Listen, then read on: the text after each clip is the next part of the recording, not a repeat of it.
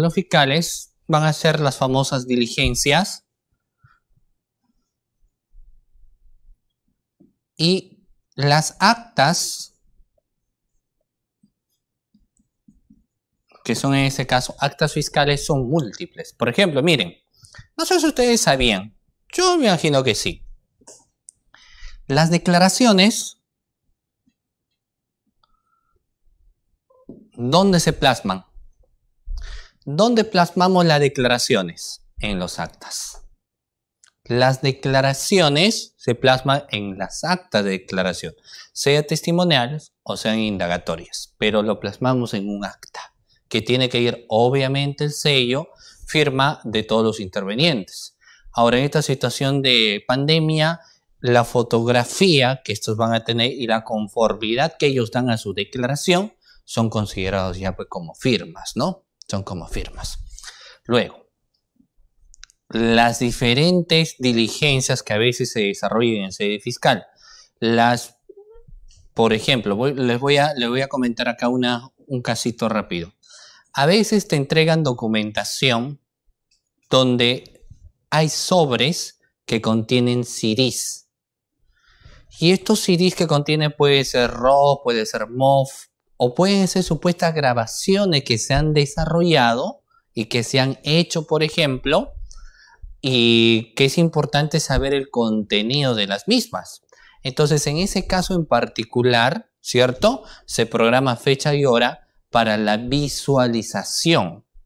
Reitero nuevamente, fecha y hora para la visualización. Entonces, si yo evidencio fecha y hora para el tema de la visualización, se plasma en lo que viene a ser un acta, ¿no? Un acta fiscal, incluso dos actas fiscales. ¿Saben por qué?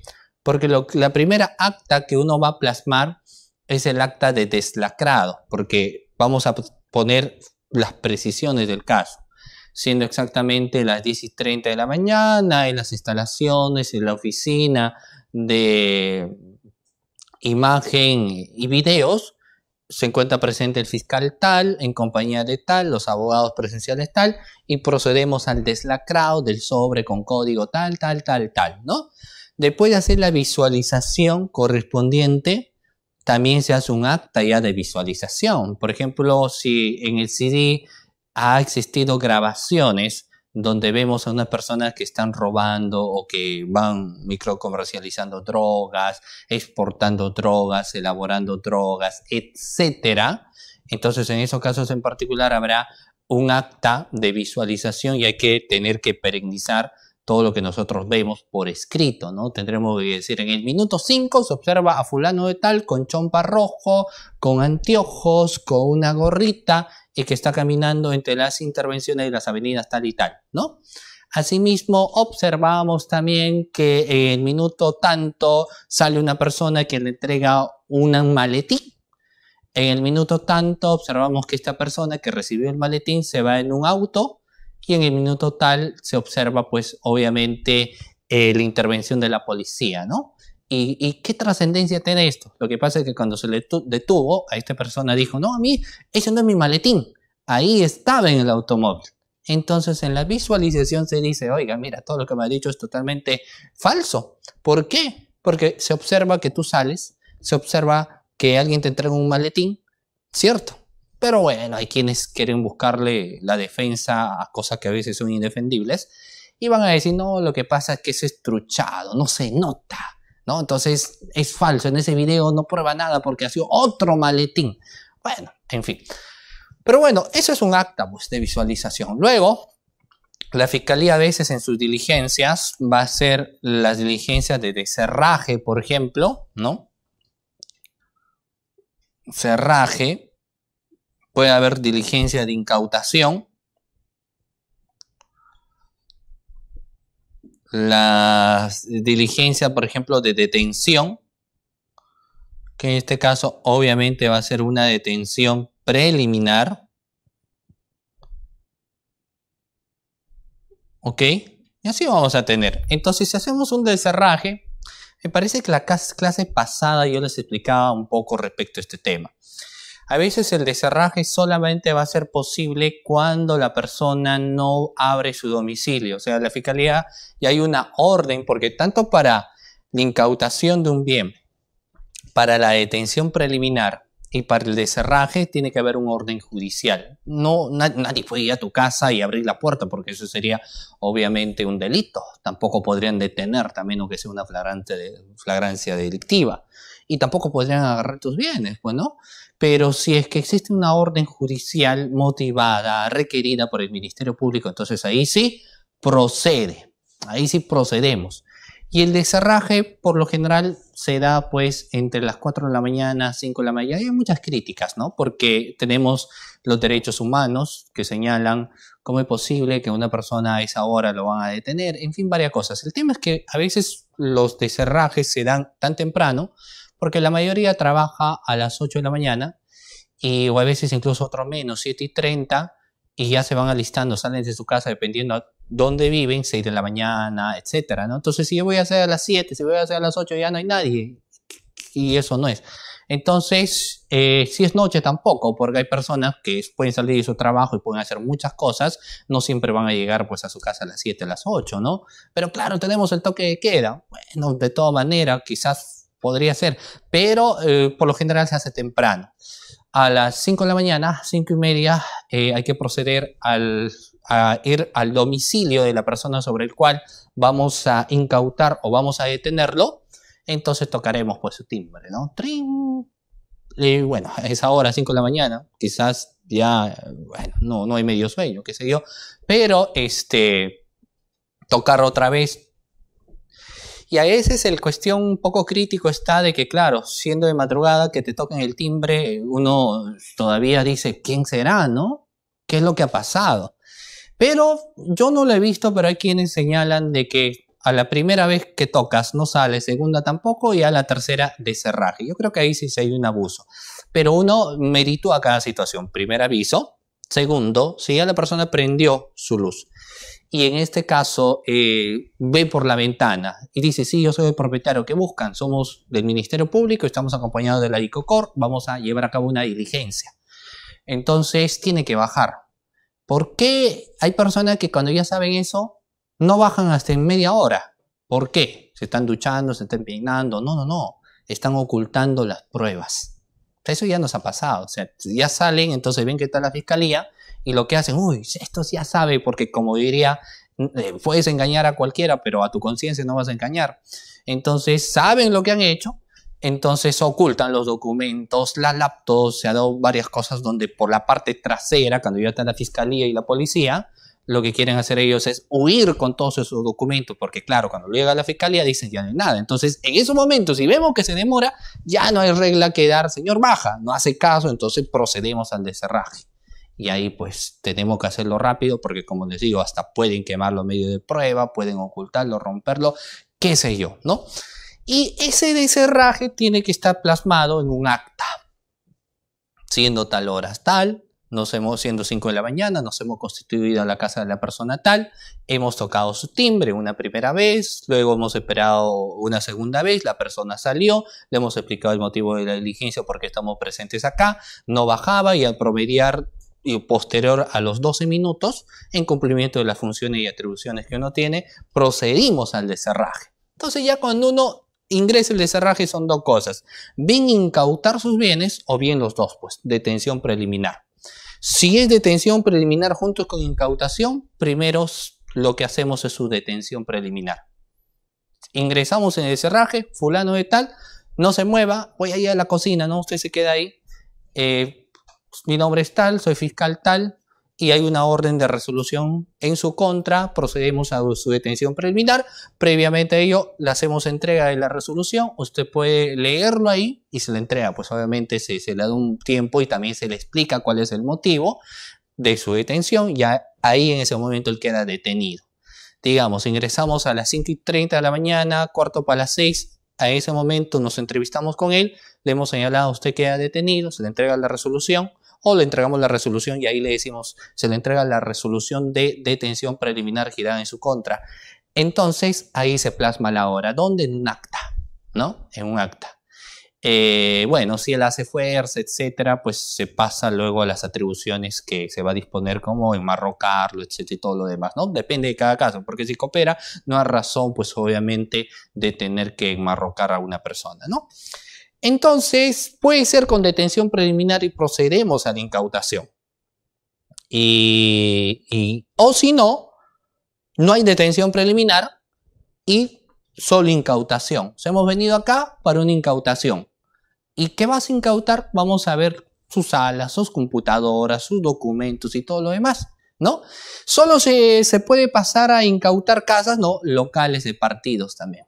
En el caso de José Domingo se procedió, por ejemplo, él a incautar lo que viene a ser las instalaciones de Fuerza Popular, porque a efecto de la investigación era necesario saber la existencia de determinada documentación, porque lo que ahora se solicita también es que se disuelva a este partido político que es de Fuerza Popular, ¿no? Entonces se incauta también esos locales. Se puede incautar celdas de personas que están, por ejemplo, privadas de su libertad con cadena perpetua, sí.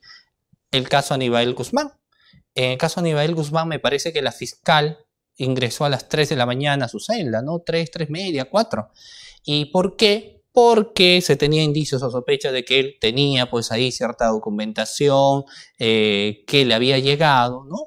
O cierta injerencia que él tenía a pesar que estaba en su celda. Entonces se procede también a las incautaciones que se tienen que plasmar en el acta. Ahora, sí, y una pregunta que ustedes saben, en el caso mediático que hace tiempo salió el caso Alan García, ¿no? Si yo voy a una detención preliminar y a la persona que se le va a detener se suicida, ¿detengo la diligencia de incautación? No. No. ¿Por qué? Porque son cosas autónomas, son cosas diferentes. Yo puedo ir a detener a una persona, ¿no? Digamos, voy a detener porque para empezar hay que ver obviamente la naturaleza también. Yo sé que en el derecho penal señala muerto la persona, ya se extingue pues todo tipo de acción contra este individuo por cuestiones de muerte. O sea, es una prescripción la muerte de una persona. Pero si yo voy a investigar un caso, como el que era de Alan García, posiblemente como integrante de una organización delictiva, que se dedicaba a cometer muchos delitos, ¿no? O sea, casos grandes, supras, donde hay organizaciones, no solo voy a tu casa para incautar cosas que te van a imputar, sino que voy a ingresar para incautar documentos que si por más que tú te has suicidado, ¿no? Hay seguramente documentación que me va a permitir a mí evidenciar que otras personas han participado o qué personas a las cuales yo lo tengo como investigado puedo ahí yo acreditar mayor participación. Por ende, que en el caso de Alan García, cuando luego sucedió lo que ya todos nosotros o casi todos conocemos, cuando estaba el fiscal y los fiscales adjuntos, vino pues el abogado mismo y dijo, no, ¿cómo es posible de que ustedes sabiendo que ya falleció Alan García, cómo es posible que ustedes quieran hacer la diligencia de incautación? La fiscal de la nación no lo puedo creer, y obviamente lo que dijo pues es algo que era una falacia, ¿no? Porque no tiene nada que ver una cosa con la otra. Si yo voy a una detención preliminar, bueno, tengo, y no he venido solamente para eso, vengo con una diligencia de incautación y tengo que recabar todos los documentos que sean necesarios, que no solamente lo involucran obviamente a él, sino que están involucradas todas las personas. Entonces, miren, todo ello tiene que estar plasmado en un acta, todito, y hay que ser muy cuidadosos. Pues hay fiscales que ellos mismos van, hay fiscales que llevan al asistente. Va a depender qué tipo de asistente. Si es un asistente que sabe redactar, si es un asistente atento, si es un asistente que le apasiona la investigación, si es un asistente que le gusta este mundo, uno se da cuenta. Entonces lo llevamos al asistente. Porque si no, muchas veces no se lleva al asistente, sino que va el fiscal provincial en compañía de los fiscales adjuntos. O sea, acá es cosa de fiscales, ¿no? O sea, van ellos, ¿no? Pero lo ideal es entre diligencias tan delicadas como esto y con la mayor cantidad de personal. Obviamente que personal que va a contribuir, pues, ¿no? Que va a vigilar, que va a ver, o sea, que va a hacer muchas cosas. Entonces, todo esto, doctores, tiene que estar plasmado en el acta fiscal. Y fíjense, y volvamos acá, cuando nos habla el contenido de la carpeta fiscal, el artículo 4, nos empieza señalando que tienen que haber también las actas que se levantan, las actas levantadas. Y hay más, o sea, hemos señalado, hablar de actas sería hablar de toda una clase o incluso dos, no terminaríamos. Porque existen las actas de levantamiento de cadáver, por ejemplo, ¿cierto? Las actas de declaraciones de los colaboradores eficaces, ¿cierto? Entonces hay una gran variedad de actas que se van a levantar a nivel del Ministerio Público. Por ende es que tenemos una sesión, no se olviden, que es redacción de actas fiscales. Que sus esquemas son diferentes en cada caso y hay que entender qué tiene que contener, ¿ya? Y bueno, las providencias dictadas, y es que los proveídos que llegan ingresan diariamente al Ministerio Público varios escritos. Pues, ¿no? Hoy en día, sobre todo en cuestiones que se utiliza mesa de parte, ingresan al Ministerio Público varios escritos, escrito de apersonamiento, solicitando copias, reprogramando declaraciones, peticionando la realización de actos de investigación, etc. Llegan varios escritos, ya que darle un orden. Y el orden que le vamos a dar es a través de las providencias que se van a dictar, ¿ok? Las providencias que se van a dictar a nivel, obviamente, del Ministerio Público. Escrito que llega, escrito que se provee. Escrito que llega, escrito que se provee. ¿Cuánto tiempo se tiene? Si bien es cierto, el Código Procesal Penal no te es claro, pero tenemos normativas en las cuales van a señalar que mínimo debería ser un promedio de 24 horas para proveer todo escrito que llega. ¿Qué más? Aquí sí, los requerimientos formulados. Los requerimientos formulados, estimados doctores, y existe una gran variedad de requerimientos a nivel del Ministerio Público. Pregunta a la clase. ¿Qué diferencia se encuentra entre una disposición fiscal y un requerimiento fiscal? ¿Habrá diferencias? ¿Son iguales? Si son iguales, ¿por qué? Si son diferentes, ¿por qué? Sabemos que son una de las dos. Son iguales y son diferentes en algunas características, obviamente. El fiscal decide emitir una disposición y se iguala porque en el caso del requerimiento también decide requerir o no requerir. Por ejemplo, prisión preventiva. La prisión preventiva, el juez la da, lo que hace el juez es declarar fundado un requerimiento previo. ¿Y quién hace ese requerimiento? El Ministerio Público. El fiscal requiere. ¿Y qué va a requerir? Prisión preventiva. ¿Cierto? Requerimiento acusatorio. El fiscal investigó, diligencia por acá, diligencia por allá, toma de declaración por acá, toma de declaración por el otro lado, documentos recabados. Entonces tenemos todo lo que se conoce como elementos de convicción. Y estos elementos de convicción nos permiten, por ejemplo, en el caso de un requerimiento acusatorio, decir acá tengo elementos de convicción que serán y me permitirán formular una acusación. Es decir, elementos de convicción suficientes. O quienes siempre siguen el acuerdo plenario 1/2017, sospecha suficiente, ¿no? Entonces el fiscal requiere una acusación. Impedimento de salida del país de un individuo porque vemos demasiado movimiento migratorio. La persona en una semana ha viajado como 6, 5 veces de España, luego de España se fue, por ejemplo, a Italia, Francia, y así cotidianamente viaja en un mes varias veces. Entonces decimos, se está investigado y es posible que en uno de esos casos se va y ya no regresa. ¿Es importante su declaración o es importante como imputado que esté presente? Entonces requerimos el impedimento de salida del país. Ahora, el fiscal decide hacer esos requerimientos. ¿Y cuál es la diferencia? Que las disposiciones son decisiones autónomas del fiscal. El fiscal decide emitir una disposición. No se le obliga al fiscal. El fiscal decide, yo emito disposición de inicio, de formalización, archivo, etcétera, y lo plantea nada más sin audiencia. Porque esa es la facultad que le da el Código Procesal Penal. Pero cuando se trata de requerimientos, las cosas son totalmente diferentes, doctores, porque si de requerimiento hablamos, el requerimiento lo decide el juez. O sea, le dice, muy bien, fiscal, tú requieres, por eso es algo, cuando requieres algo, pide, ¿no? Es como una cosa que tú seas mayor de edad y salgas y no vivas solo, por ejemplo, no le pides a nadie permiso, ¿no? Y te vas.